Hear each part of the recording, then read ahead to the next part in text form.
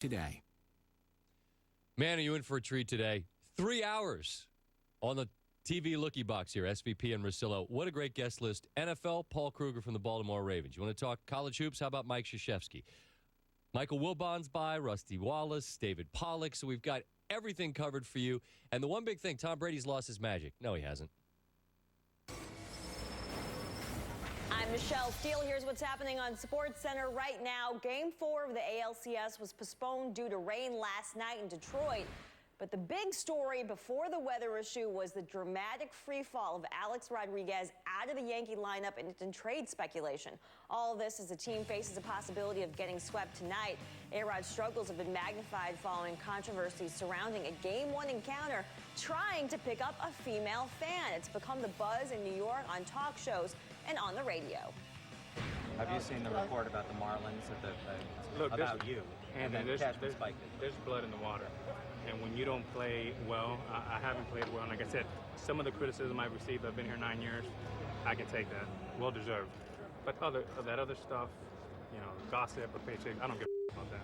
What I will tell you is that I hope that nothing's going on like that at this point, because our only focus from the top to the bottom is to win a baseball game tonight.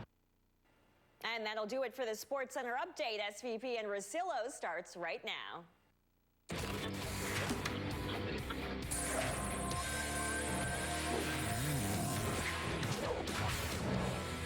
ESPNradio.com.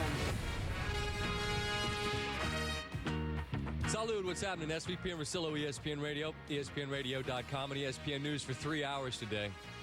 We're presented by Progressive Insurance. Russillo's on his way to West Virginia, so heads up Morgantown. Check out your boy. He'll be down there tomorrow. Game day is in town. We'll be talking some college football during these 3 hours, talking some NFL football with Paul Kruger, the Baltimore Ravens. T-Sizzle going to be back on the field this week. Maybe Terrell Suggs. Ray Lewis goes out. Maybe Suggs comes back. We'll talk to him in a bit. We'll talk to Bronson Arroyo from the Cincinnati Reds a half an hour from now about the baseball playoffs. And rain, go away. That was the story of last night as weather. And your boy here's a weather dork. So naturally, I was on the Doppler. And you could see that St. Louis was racing. The proverbial Skittles on the radar. You had your reds, your yellows, your greens, and they were sweeping across the country. And I know me some geography, so I thought, well, if we've got that coming through there, that's heading towards Detroit. And the rain eventually got to Detroit. And I say eventually because they rained out a game where it didn't rain for 2 hours after the start time. Apparently, Major League Baseball and the folks in the stadium, look, they've got a captive audience. They're trying to sell some beer and some hot dogs and what have you. But, just let people know the drill. I'll get to the specifics here of last night and something I was out ahead of last week. But the most important thing, let's discuss. Where's the X Factor? Where in the hell is the X Factor?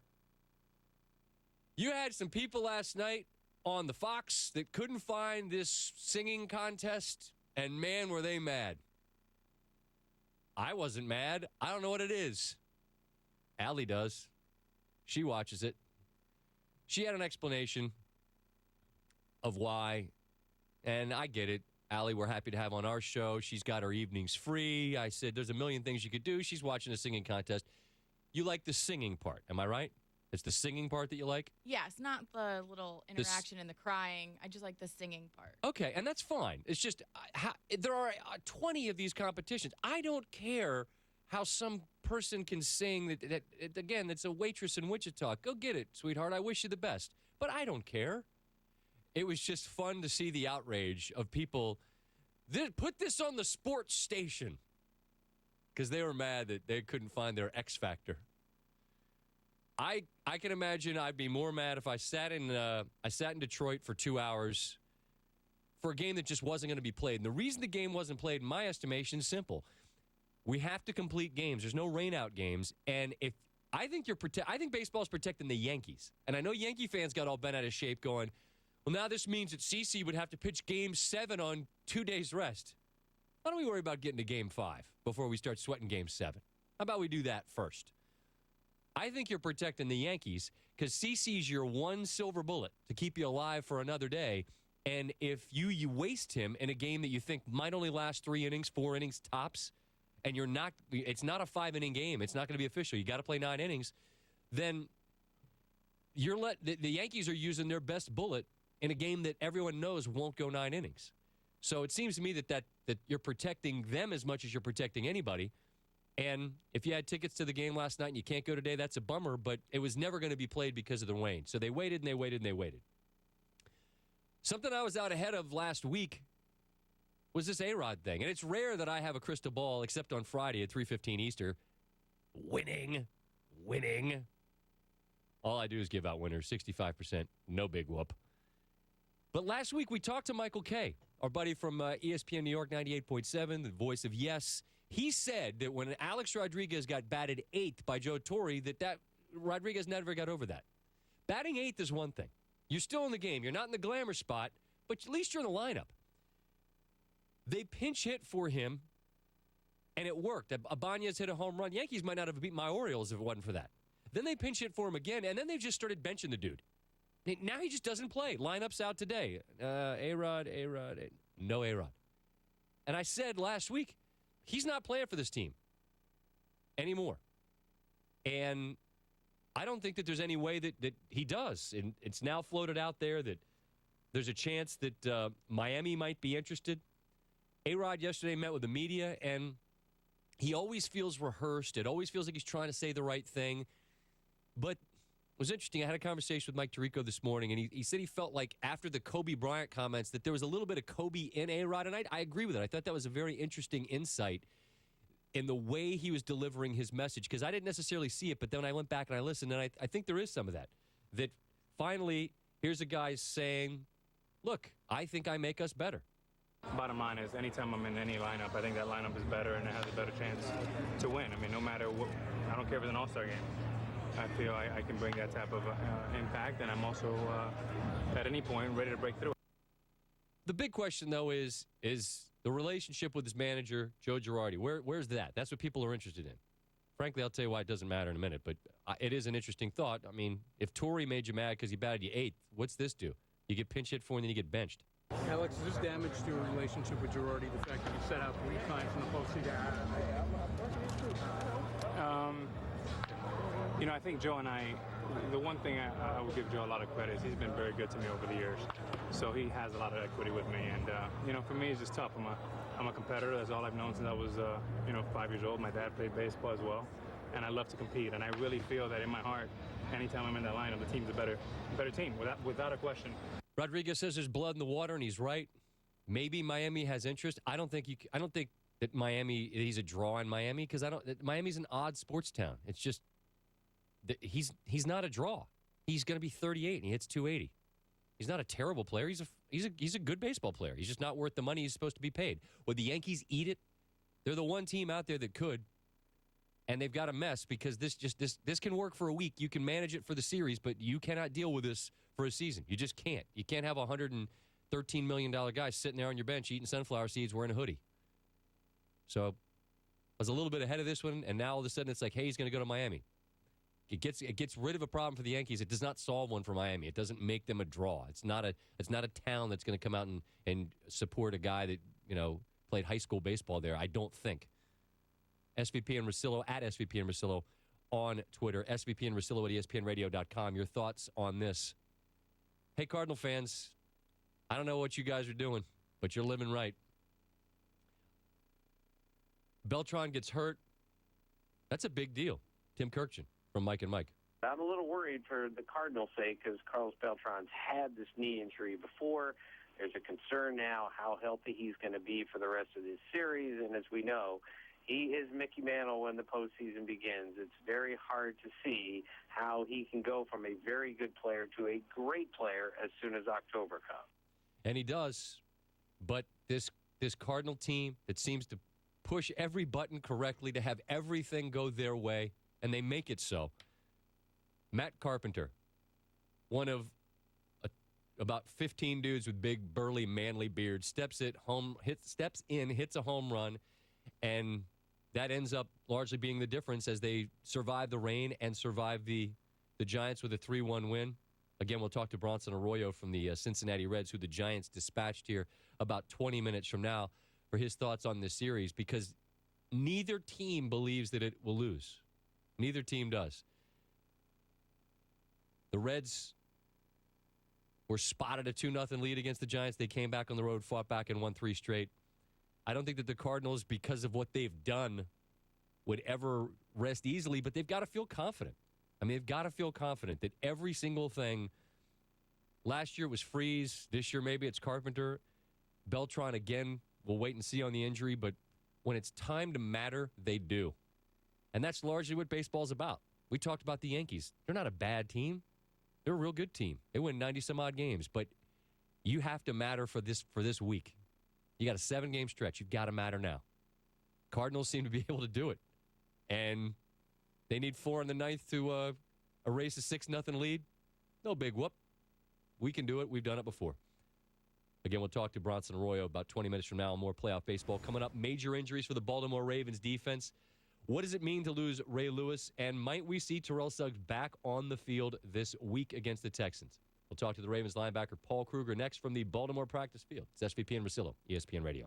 The Yankees are down 3-0. Could they win 4 straight? We'll talk to someone who's done it. Reds pitcher Bronson Arroyo joins Scott at 1:30 Eastern, 10:30 Pacific on ESPN Radio and ESPN News.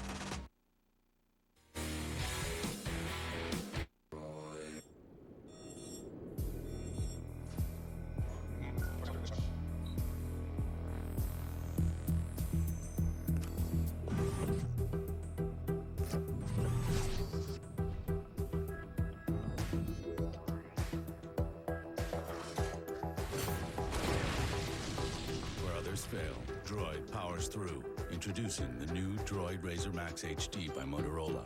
Now more than ever, Droid does. Energizer Max batteries are designed to hold power for up to 10 years. With the help of Power Seal technology, you'll always have power when you need it most. That's positive energy. Silent Hill Revelation this Halloween. Don't be afraid. Welcome to Silent Hill. Prepare to... They're coming. What's coming? Scream. Silent Hill Revelation 3D. Rated R. Miller Time. You won't find it on any clock or specific time zone.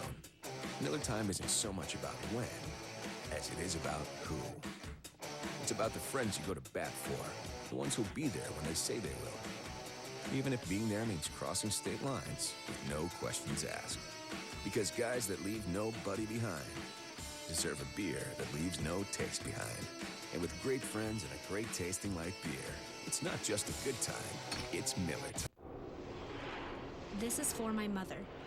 This is for my chance at law school and the opportunity to change my life.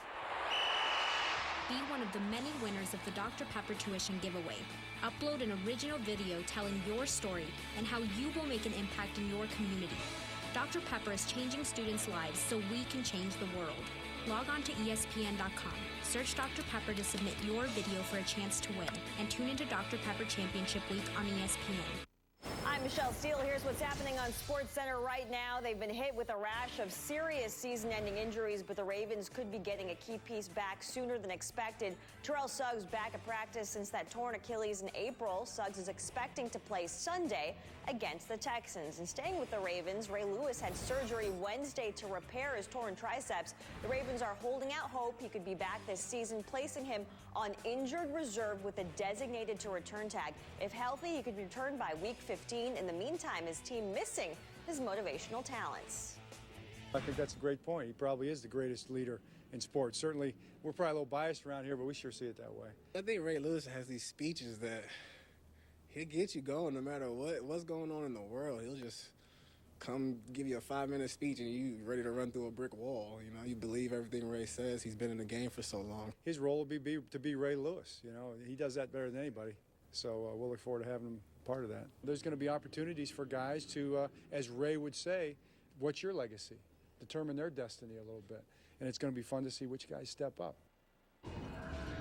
The Ravens defense hasn't been as good this season as in previous years, but how much of a step down has it actually been? Well, they're near the bottom of the league in yardage allowed, but the keynote is that they're bending, not breaking. They're still in the top third of the league in terms of points allowed. Now, Jonathan Vilma practiced with the Saints for the first time this season. The linebacker returning from a knee injury is hoping to play in Tampa this weekend. could be his only chance to play this season if his bounty suspension, currently on appeal, goes back into effect. Yeah, we'd love to play John Vilma as the John Vilma we all know. And we just got to make sure that when John Vilma goes on the field, it's the guy we know. The fact that he was out there practicing today, it just kind of puts a smile on everybody's face, knowing what he's been through and having the opportunity to get him back. And our panel of NFL greats are back, reacting to a variety of pro football topics submitted from our fans via Facebook and Twitter. Audibles tonight at 7 on ESPN and also live on Watch ESPN.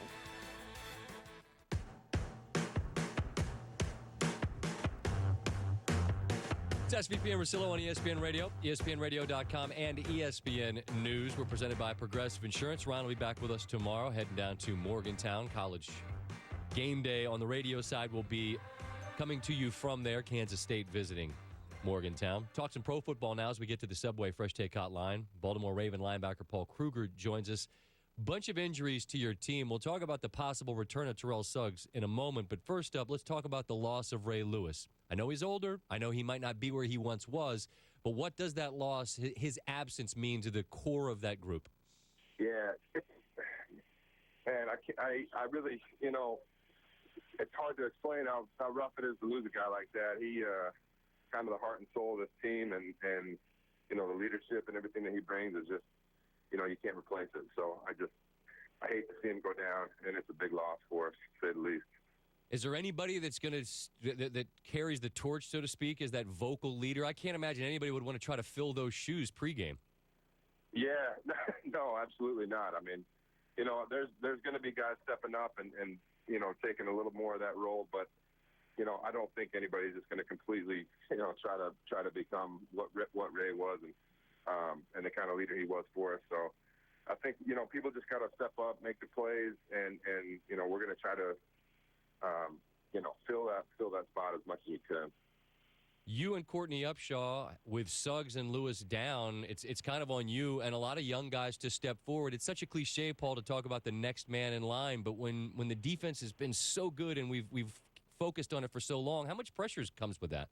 Yeah, there's a lot, man. I mean, it's been sort of a tradition around here that's been built over the years, and I think the culture of this team has been, a defensive-minded, playing sound, stout, aggressive football on defense, and so we're trying to carry that torch and keep it going, and I feel like we really have the squad to do it. There's a few corrections we need to make here and there and during the games, and I feel like we'll be right back on track soon enough. Paul Kruger, the Baltimore Ravens, is my guest, and I mentioned Suggs. Obviously, there's news out there. Folks thought maybe after the bye week with Cleveland he'd be back, but there's a thought that perhaps he'd play against Houston. I don't know. There's only so much you can say, but if you're guessing, do you think you'll see T. Sizzle on the field this Sunday? Man, he looked real strong in practice. He's been running around. Everybody was talking about how serious this kind of injury is and how long it takes and everything, but man, the way he's been putting in his hours in the treatment room and rehabbing, and he's just come such a far way in a short amount of time, and he looks good. He looks fast. So I honestly don't know what he's going to do, but he's looking good. We'll see if it's this week or next. So I can only imagine that a guy with that much energy and talks so much, find an outlet for it. He must be insufferable when he can't play, just because there's no outlet, no release for all of that. You know what I mean? Absolutely. You must have talked to Terrell a couple times. I have on occasion, yes. Yeah. He's kind of the life of the locker room, to say the least. I mean, he's just one of those guys that always brings a good attitude and a good energy, and he's a leader on this team for sure. It's really good to have him back. I think he adds a lot more than just the MVP of the defense. I mean, he's more than that. He's also a leader, somebody you can rely on to carry you through a game. Paul Kruger, Baltimore Ravens. Follow him on Twitter at @PKruger99 if you're a social media type, and most of us are. Paul, when you talk about a defense that, as you say, there's a rep, and it's a well-earned rep, but if we look at the truth of the matter this year, I mean, look, you guys haven't been what you've been in the past. Dallas, they owned the ball. They ran it on you guys. I imagine a week after something like that happens, you guys are a salty bunch. Is that fair to say? Yeah, we've been, it's been the last couple of weeks have really been tight, to say that. I mean, just to watch tape and see the things that are going on and know what we can do and what we've been doing in the past, it's really hard to see. So I think what we're doing right now and what the coaches have us working on is the right thing. And I think from here on out, you're going to see a little bit of a different edge that we've had. Now, I would expect to see you guys probably ball out pretty hard this week with a bye coming and a bunch of road games. It's a tough stretch. A different topic here. I was watching a college game, the Utes of Utah, where you played, and your brothers there live in a spot that you own, and I noticed you had cameras there to keep an eye on your brothers. What kind of tenants are those guys?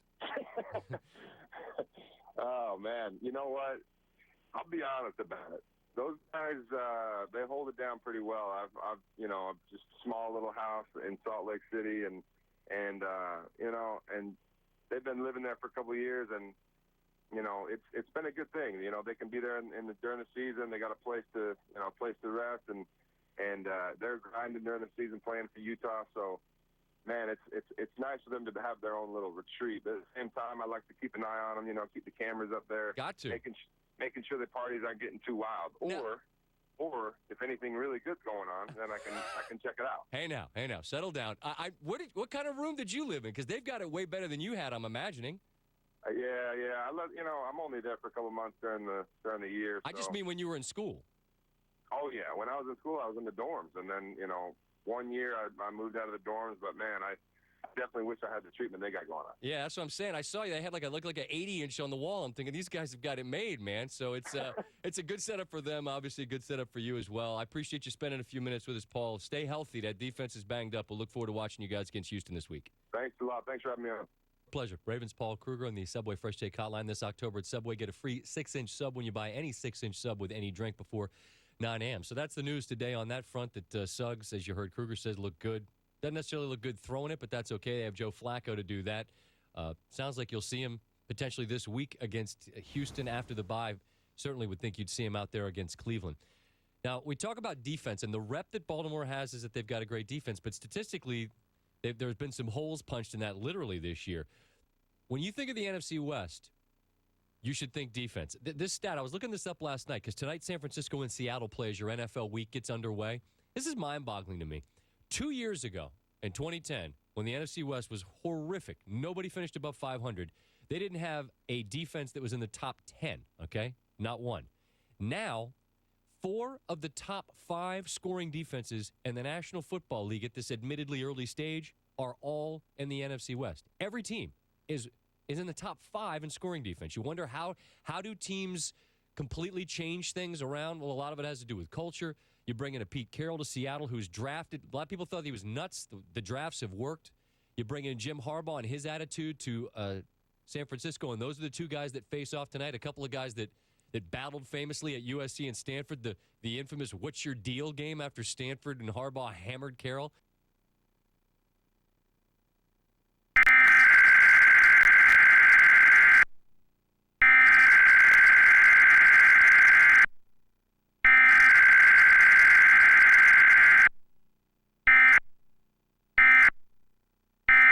Off tonight.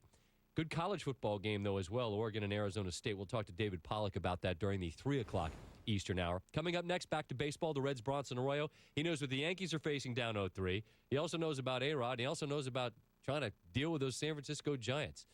He'll tell us all about that next on ESPN Radio. Energizer Max batteries are designed to hold power for up to 10 years. With the help of Power Seal technology, you'll always have power when you need it most. That's positive energy. All this weird stuff's been happening since the new neighbors moved in. Front door open. Mom?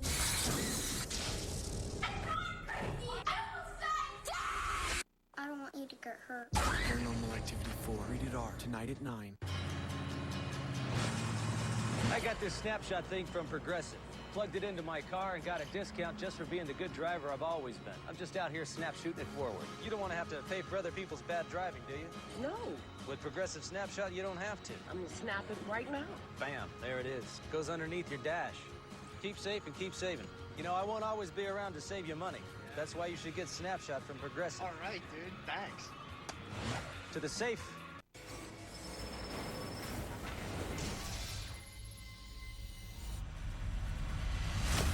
Swing and a miss. Swung on and missed. Swing and a miss. A-Rod strikes out again. Swisher strikes out. Now we hear Cano getting booed. We know what they're doing to us. You got to make the adjustments.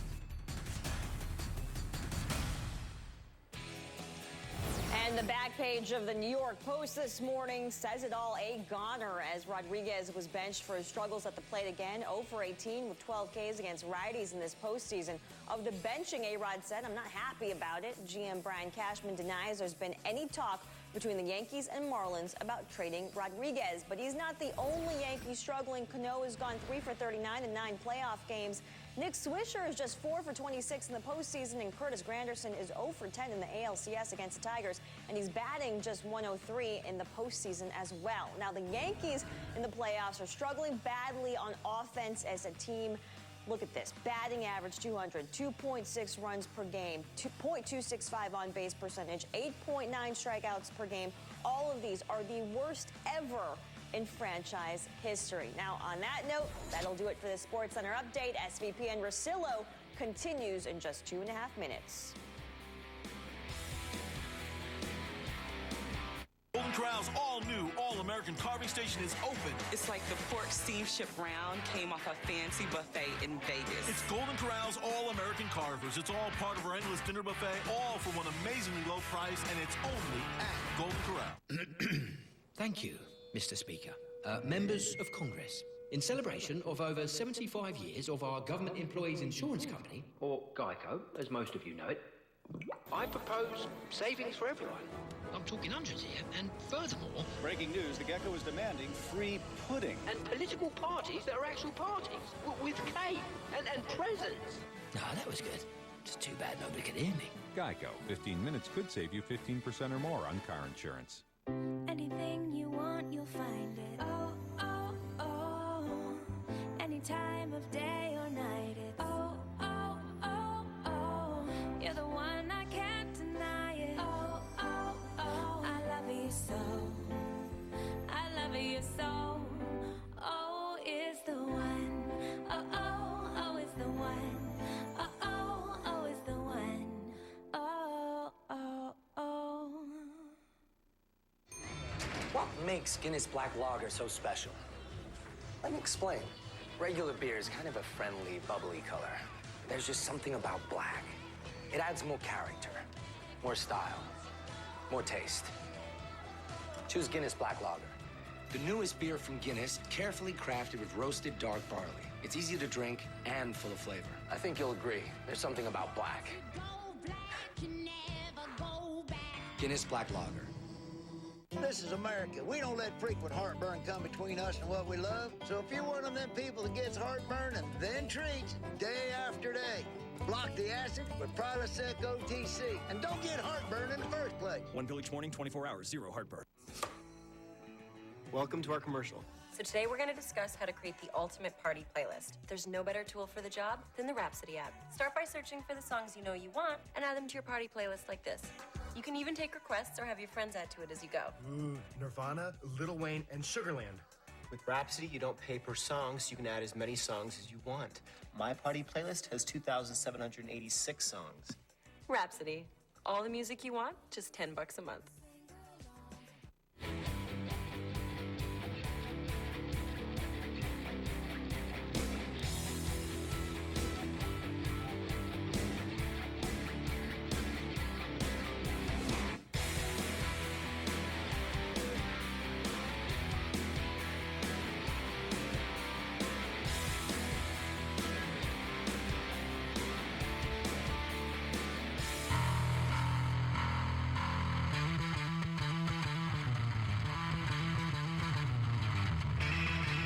SVP and Rosillo on ESPN Radio and ESPNRadio.com. We're presented by Progressive Insurance.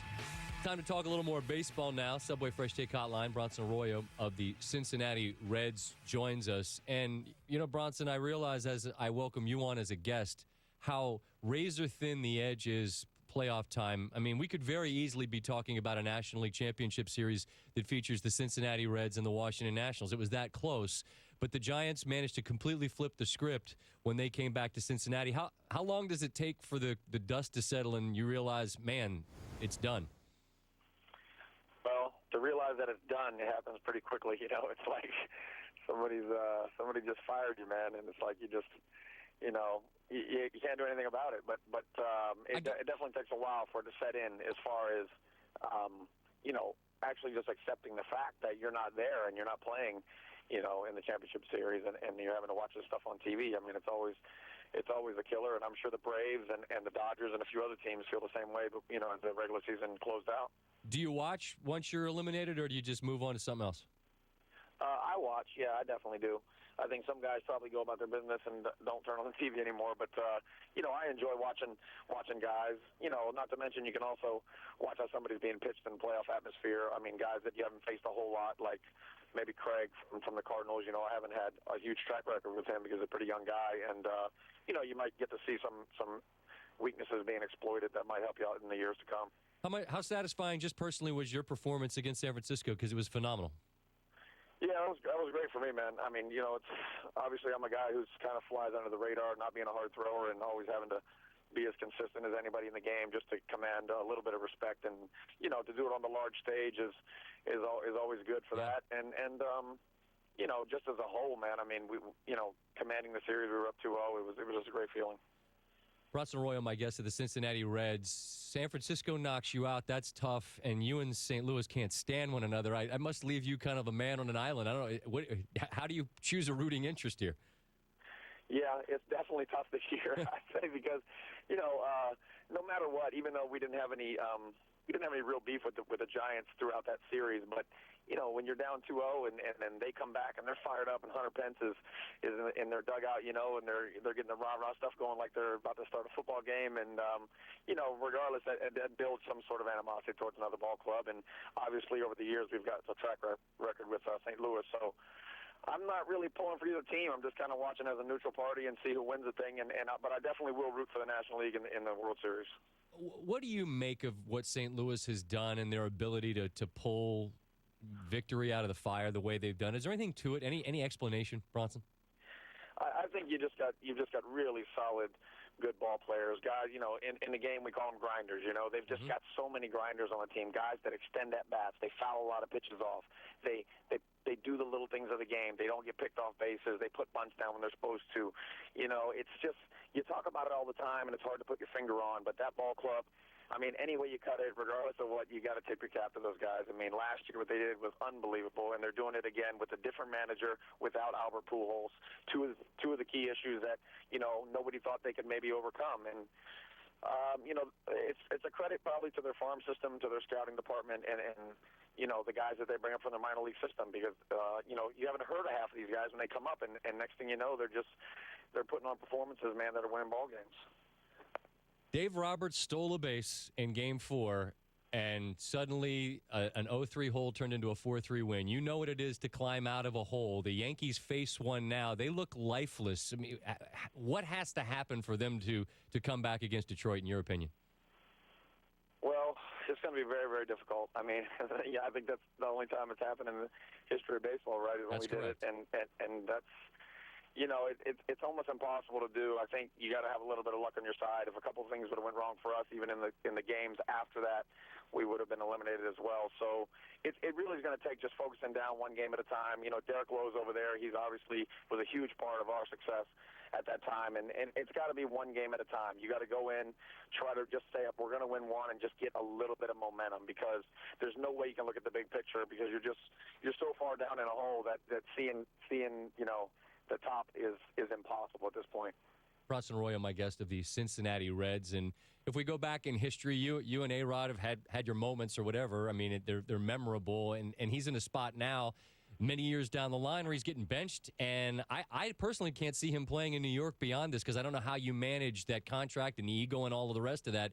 What's your take far removed of where Rodriguez and the Yankees are right now? I don't know. It's hard to say, because it all comes down really, I think, to individuality. I think it's how Alex is going to handle it, really.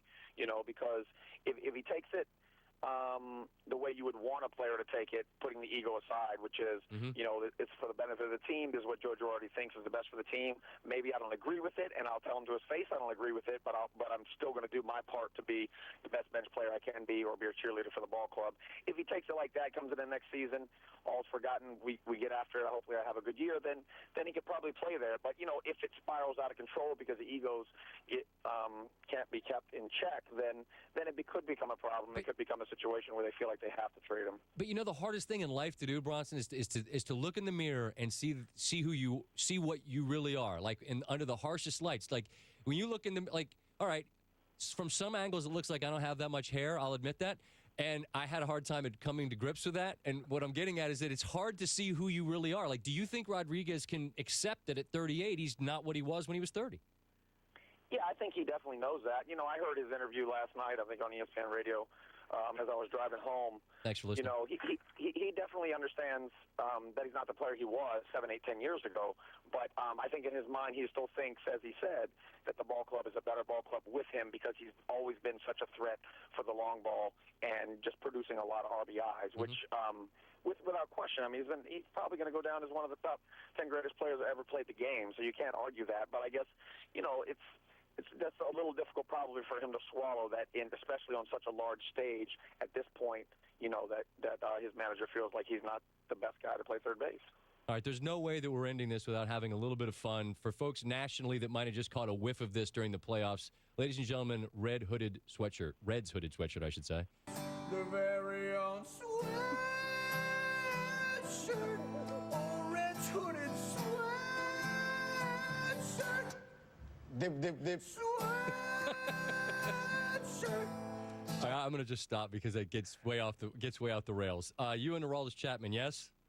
Yeah, that was Aroldis Chapman. That's that was a fan cave bit, and it's funny because a lot of my friends from back home are calling me and saying, I keep seeing this commercial, and why are you saying so funny? But you know, if you don't know that it's a spoof on the Adam Sandler Saturday Night Live bit, then it definitely seems a little offbeat and strange. But if you know the bit, then it makes sense. And you know, the Aroldis Chapman part of it was... That's the part of it. I just want to jump in. I mean, I know the bit. I'm sure most of our viewers and listeners know the bit. But, like, all due respect, your singing is lovely. He makes it, obviously. How did that happen? Like, did you have to broker the deal or what? Well, they asked me if I could get him to do that. And, you know, and my initial... I didn't even know the bit at first. And so after I checked it out...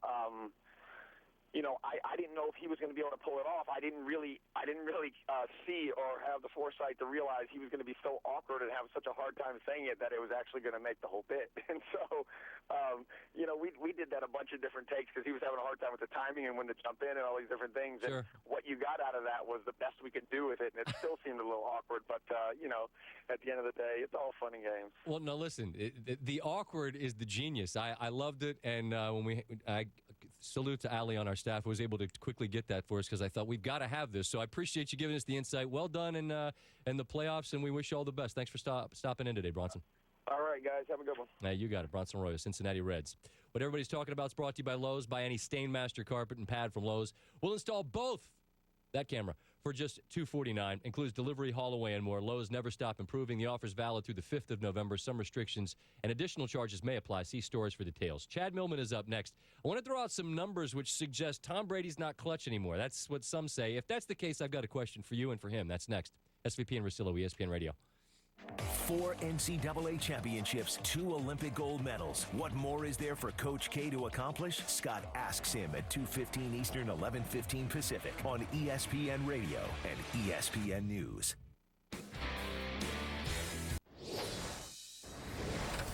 The time has come.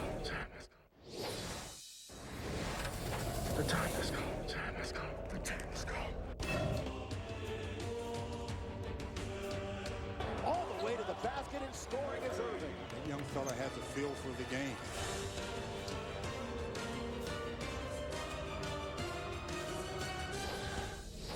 And the NBA is back on ESPN starting Friday, November 2nd with a doubleheader featuring the world champion Miami Heat visiting the New York Knicks, followed by the first battle for Los Angeles with the Clippers facing the Lakers. Coverage begins with a 1-hour Kia NBA countdown at 7 Eastern on ESPN. Now, staying with the NBA, Kevin Love out 6 to 8 weeks after breaking his right hand in a Wednesday morning workout. The loss of Minnesota's leading scorer and rebounder is a blow to a T-Wolves team that will also be without point guard Ricky Rubio for the first 6 weeks of this season as he recovers from a torn ACL. Now let's check out some of the NBA preseason action in the SportsCenter Express. There he is, Jeremy Lin, formerly of New York, and the Rockets taking on the Grizzlies, picking up the action in the first quarter. Air ball from Lin, not a good start for the new point man in Houston. Lin would get it going in the third, though, with a tough finish in the lane there, and just moments later, Lin again with the rebound. And check it out, no-look pass to Patrick Patterson for the dunk. He finishes with 7 points and 12 assists. Rockets win it 109-102. Now Jazz taking on the Clippers, picking up the action in the first quarter. Griffin with a nice feed to DeAndre Jordan for the dunk. You don't see that every day. And later in the first, Paul finds you-know-who. Blake Superior in transition for the Jam. Griffin finishes with 23 points and the Clippers win. New look Sixers thanks to that guy, Andrew Bynum. Third quarter, 76ers up 30 off the missed three. Look at that Thaddeus Young one-handed putback dunk, and the 76ers win it 113-99. Now, our panel of NFL greats are back, reacting to a variety of pro football topics submitted from our fans via Facebook and Twitter. Audibles tonight at 7 on ESPN and also live on Watch ESPN.